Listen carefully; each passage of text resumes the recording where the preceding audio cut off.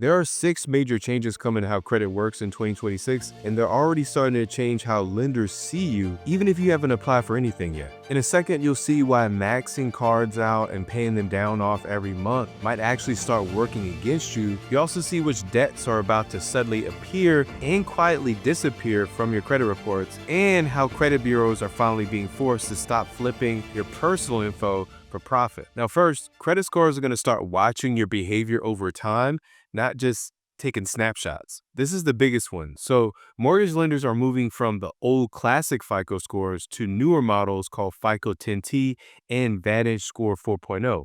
Simply put, before, your credit was judged like a single photo. Now it's more like a 2-year video. Instead of just seeing today's balances, these models now look at how your balances kind of move over time. Are they trending down? Are they flat or stable?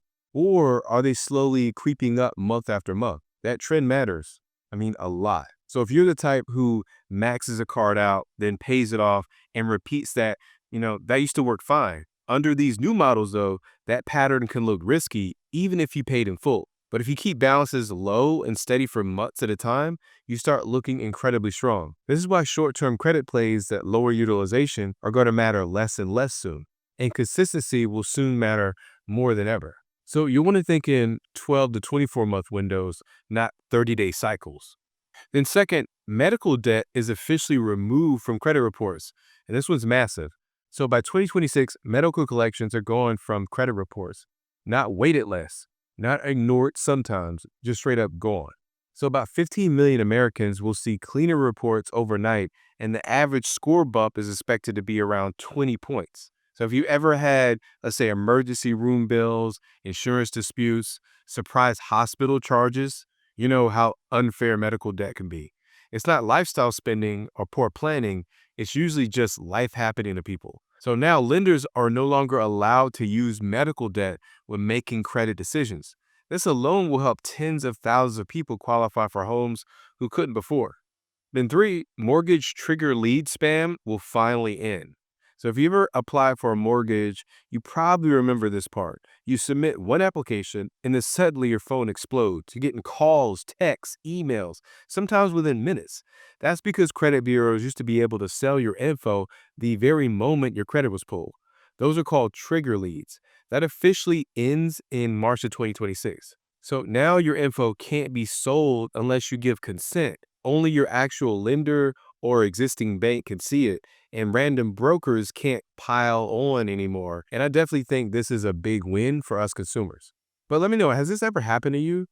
Have you applied once for a mortgage and then suddenly your phone started blowing up? Definitely leave a comment below and let me know. Now moving on, buy now, pay later will finally show up on your credit report. So for years, buy now, pay later lived in the shadows, like Affirm, Klarna, Afterpay. None of it really showed up. That changes this year. When lenders start using FICO Score 10 Buy Now Pay Later and FICO Score 10T Buy Now Pay Later, these accounts now get reported and scored. So here's what that means. If you use BNPL responsibly, it can build credit. If you stack 5 plans at once and juggle payments, lenders will see that too. So most people won't notice a huge score swing, but heavy BNPL users will, especially younger borrowers who rely on it a lot. So the bottom line is you want to treat BNPL like real debt now, because that's exactly how some lenders will see it when they start using these newer models. Next, rent and utility payments will finally start counting, and this one helps people with thin or non-existent credit files.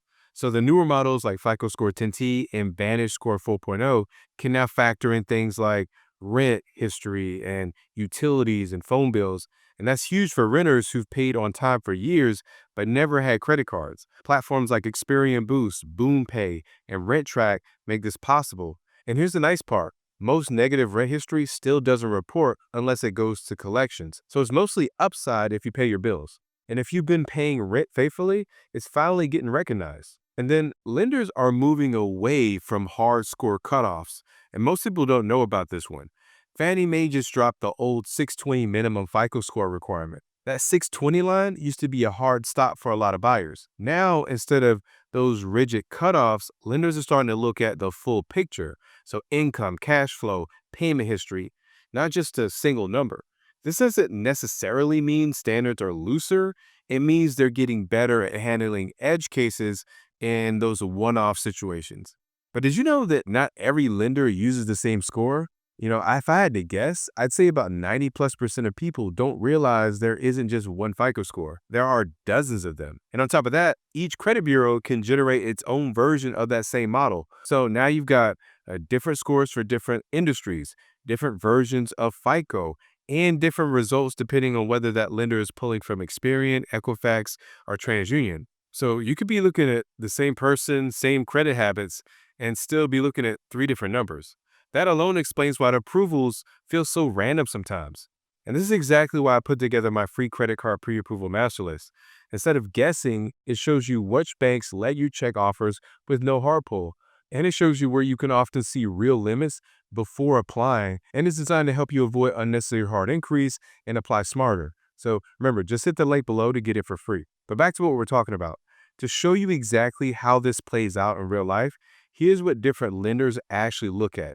So mortgages still look at and rely on the old classic FICO models like Experian FICO 2 and Equifax FICO 5 and TransUnion FICO 4. That's what traditionally has been used by Fannie Mae and Freddie Mac, even as newer models like FICO 10T are slowly rolling in.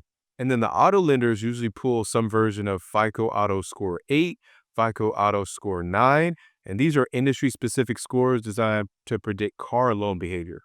And then the credit cards often use FICO Bank Card Score 8 or FICO Bank Card Score 9, or sometimes just FICO 8.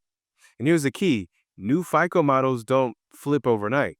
They roll out slowly, and sometimes over years. So while mortgage lenders are starting to move towards FICO 10T and VantageScore 4.0, your credit card issuer might still be using FICO Bank Card 8 from, like a decade ago. That creates this weird in-between period where one lender sees you as improving and another still sees your old behavior, and you're left wondering, why the results don't match up. For example, you might clean up medical debt and see your mortgage score jump, but a credit card issuer is using FICO Bank Card 8 may barely react because that older model doesn't treat things the same way.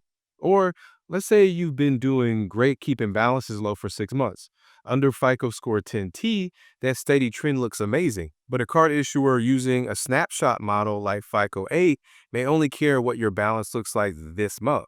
So same person, same credit report, different bureaus, different models, different outcomes. Not because you did anything wrong, but because they're literally using different math. And that's also why I say consistency matters so much. No matter which model or a lender uses, they all reward the same fundamentals: low balances, on-time payments, stable behavior over time, and not stacking too much debt all at once. So if you focus on those, you win across all scoring systems, old and new. And I say, think of it like this. You don't prepare for one test, you prepare for the whole semester. That's how you stay positioned no matter what score a lender pulls. But listen, these aren't the only changes happening right now. We're getting new updates almost every week at this point. While I was writing this video, I found 3 more changes coming soon. So definitely click here to catch the next video when it comes out to learn why one of those changes sounds amazing, but it could low-key make approvals harder. Thank you for watching.